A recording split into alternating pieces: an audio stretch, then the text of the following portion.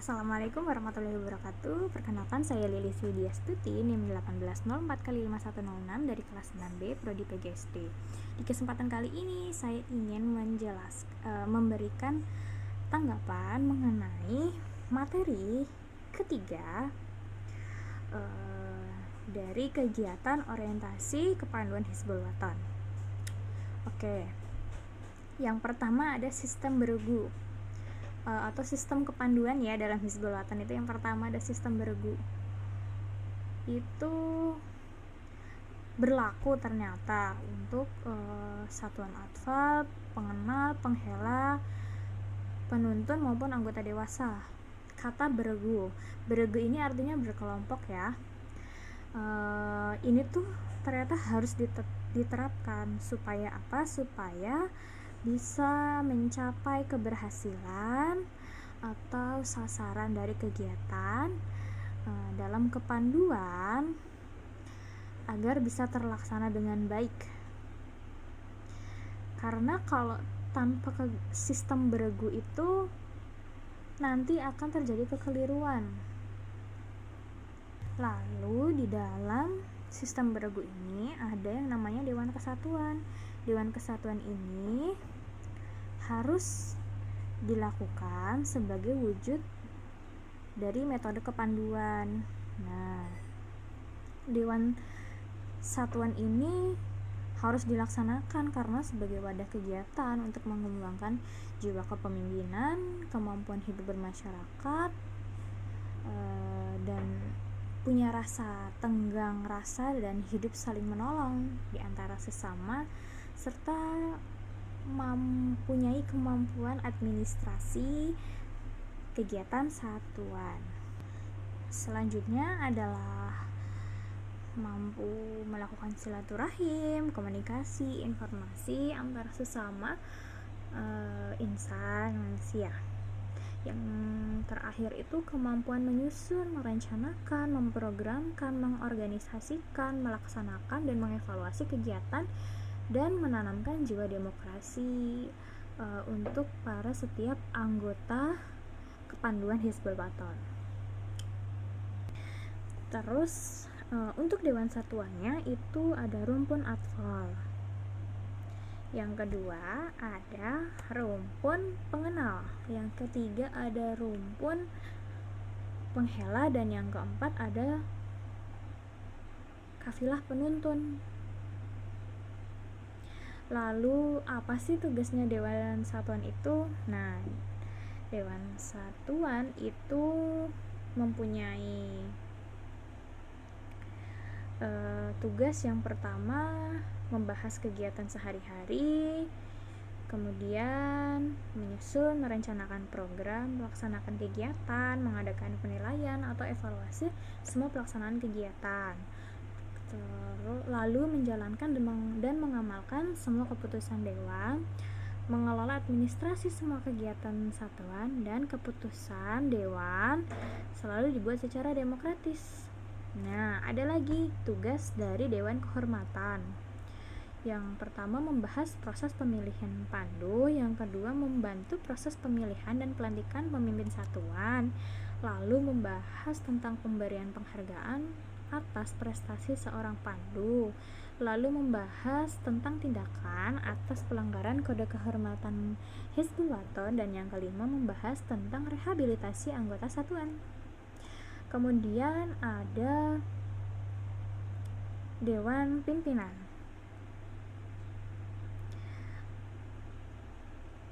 Lalu ada Dewan Sugli, dan ada Dewan Sugli ini juga ternyata harus ada untuk apa? Untuk membina dan mengembangkan kepemimpinan satuan untuk penghela penuntun setingkat kuartir yang dinamakan Dewan Sugli. Dan yang terakhir sistem beregu dalam kuartir. Nah, ini adalah dewan setingkat kuartir berwujud kelompok pimpinan dari kuartir itu sendiri. Oke, lanjut untuk seragam dan atribut ya. Jadi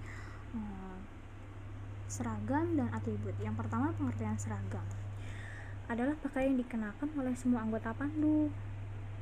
dari warna, bentuk, dan tata cara pemakaiannya udah sesuai dengan ketentuan yang dibuat oleh Kuartir Pusat. Ada apa aja? Yaitu ada tutup kepala, dasi, baju, ikat pinggang, celana atau rok, sepatu, dan kaos kaki. Apa sih fungsinya dari seragam? Jadi fungsi dari seragam itu menemukan rasa persatuan dan jiwa pada pandu Hizbul Waton, kemudian menanamkan sikap disiplin dan menjaga harga diri, kerapihan, kesederhanaan, keindahan, dan kesopanan, kemudian menjadi kenangan. Yang kedua ada atribut. Apa itu atribut? Atribut adalah tanda, sebagai tanda yang dikenakan pada pakaian seragam pandu yang dapat menunjukkan diri bahwa dia itu seorang pandu Hizbul Waton. Jenis-jenis atributnya itu ada 5 ya. Yang pertama tanda umum, tanda kesatuan, ada tanda jabatan, tanda kecakapan, dan tanda penghargaan.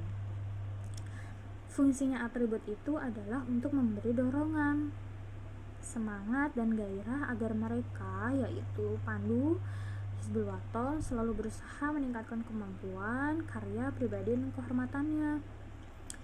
Lalu atribut itu digunakan untuk mengenal pandu, satuan, tingkat kecakapan, jabatan, tempat atau wilayah kegiatannya, karena dipasang ya pada seragam-seragamnya jadi terlihat.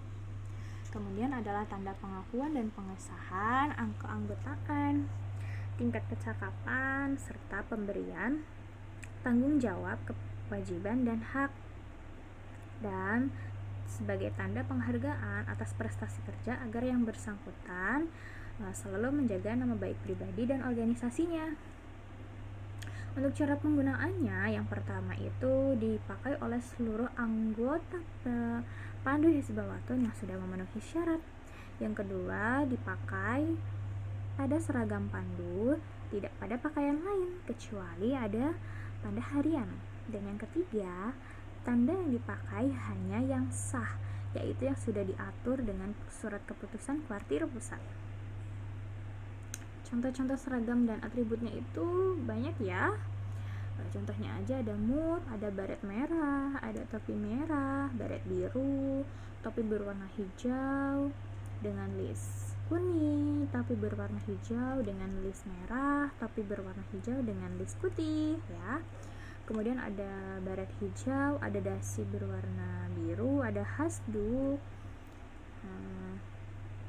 ada lambang melati dengan dasar berwarna kuning, ada yang dasarnya berwarna merah, bahkan ada yang dasarnya berwarna hijau.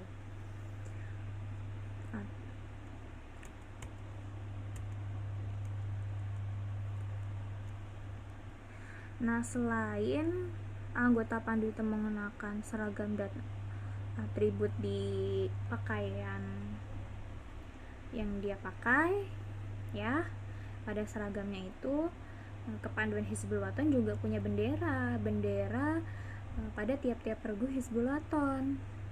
Kemudian ada tanda pada regu, baik regu putri, ada bendera pasukan, pandu pengenal, ada tanda jabatan pada tiap anggota pandu Hizbul Waton. Ya, sekian, terima kasih. Assalamualaikum warahmatullahi wabarakatuh.